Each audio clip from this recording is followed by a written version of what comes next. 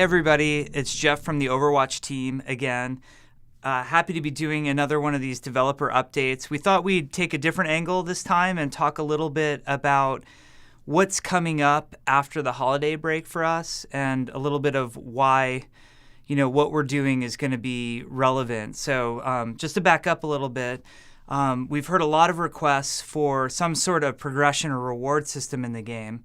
And it's something we're very eager to get to. And sort of the irony, some of you know this, some of you don't, but the irony is that we've actually had 2 progression and reward systems in Overwatch already, and we've cut them completely. They were total failures. So I thought one of the things that might be interesting is to tell you guys a little bit about what we did in the past and why it failed, so you'll know when we get to our new system next year why we sort of went in the direction that we did. So the first system that we tried was really interesting. It was very similar to like a WoW talent system or a Heroes of the Storm talent system where you would customize your hero. So what would happen is you would play somebody, let's say like Reaper, and level Reaper up. And as you leveled up, we would unlock different abilities for you to take. And then you'd go into combat and you'd be able to do different things with Reaper. So one of the examples we had is when he went into Wraith form, he would heal to full. So I know some of you are probably shocked, like, wow, that sounds super powerful and broken and imbalanced. And like I said, we scrapped the system for that reason. Basically, what we were learning about Overwatch early on was, as much as everybody has this fantasy of, I want to customize my character in terms of gameplay, Overwatch plays and moves very quickly, and there's a lot of information to sort of take into account. If you look at a game like Heroes of the Storm, sometimes, you only have to worry about 5 heroes at once, knowing what they do or who they are and what their abilities are. Or in a worst case scenario in a game like Heroes of the Storm, you only really have to know 10 heroes max what's going on.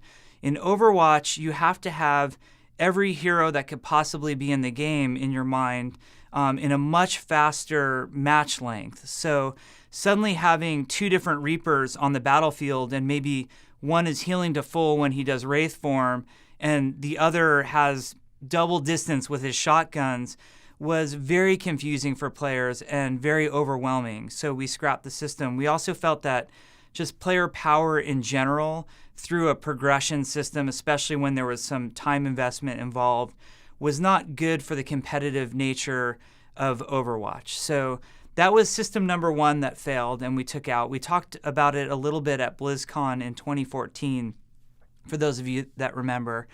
Then we went down another path, and when I describe this to you, you're going to say in hindsight, like, of course, that's obvious. You guys should have never put it in there in the first place, but it wasn't really obvious to us until we had put the system in and felt it. So the second system we explored had nothing to do with player power.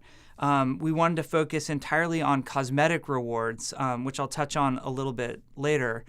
But what we did was we created a system where each hero had a level. There was a level per hero, and the more you played matches, the more you would level up, and wins were worth more EXP than losses, and there was certain ways to gain more EXP.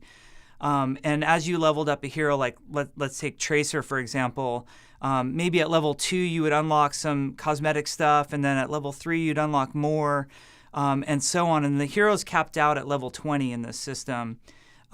It was cool and it was fun, but we had this live in the Blizzard Alpha, where all of the employees of Blizzard were playing the game, and immediately it went south on us very quickly. So we would have these cases of, you'd be playing on Temple of Anubis, and your team is pinned down in the Sandcrawler. You can't even get out of the Sandcrawler, and you look over at one of your teammates, and they're playing Bastion. They're sieged up inside the spawn room, shooting out the door, and very politely you tell the person, hey, dude, maybe we should switch to a class that can get through the choke. And that person they'd even be really reasonable about, like, yeah, you're totally right. It's not right for the team that I'm on Bastion right now, but I'm so close to my next unlock, I don't want to switch off. So the system turned out to be, I would describe it as a minor disaster.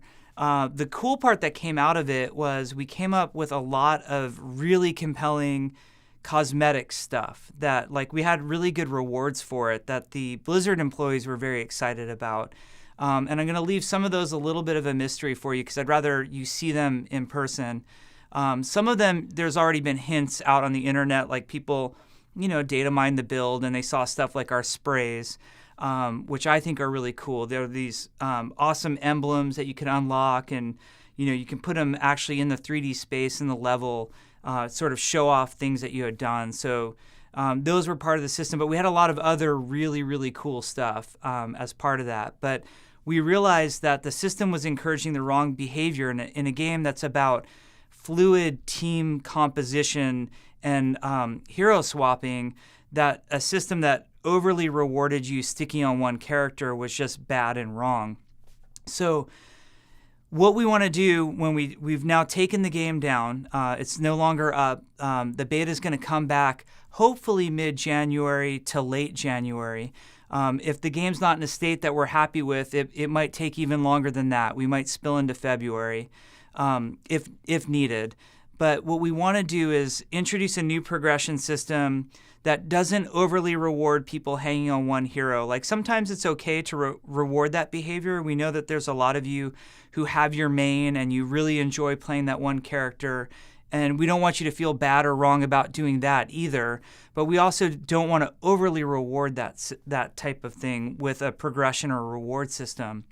I had a really interesting conversation with Tom Chilton, who is the game director on World of Warcraft, and he made some awesome points when talking about progression in Overwatch. We were talking about World of Warcraft, Diablo, and Overwatch, and Tom sort of said, in games like World of Warcraft and Diablo, in a lot of ways, those games are about progression, whether it be through the character leveling, the character power, or the item acquisition. It's the main motivating factor. But unless your game is inherently about progression, you want to be careful to make sure not to overly focus players on progression as the end-all, be-all. And that's how we feel about Overwatch. We feel like we would like the progression system to be light, cosmetic, and almost the way of the game thanking you for your time in it, saying like, hey, it's cool. We know you've invested some time in Overwatch, so we want to give you these light rewards that don't overly skew the way that you play the game in one way or another. Your motivation for playing Overwatch should be that it's a fun, competitive multiplayer shooter, not that you're trying to get more powerful or acquire a bunch of items. So we're probably going to take a different route with the Overwatch progression system when we get back to it. We're going to use the time off. We already have ideas of what we want to try, and we're going to use the time between now and end of January to explore a bunch of stuff internally again, because we'll learn a lot very quickly just, trying ideas out in the game, seeing how they come to fruition, and then if we feel really good about them, then we'll bring the beta back up and we'll introduce this system to you guys. So I look forward to hopefully next time talking in more specifics about what we are doing. But I thought it would be helpful for you to understand, why we're exploring these different routes with progression and what sort of went wrong in the past. So when you see the new system, you understand how we got there. Anyway, thanks as always for all the feedback and comments. We'd love to hear what you guys think about rewards, what you guys think about progression systems. And we really hope that you guys have a great winter break, and we'll see you soon, probably in January.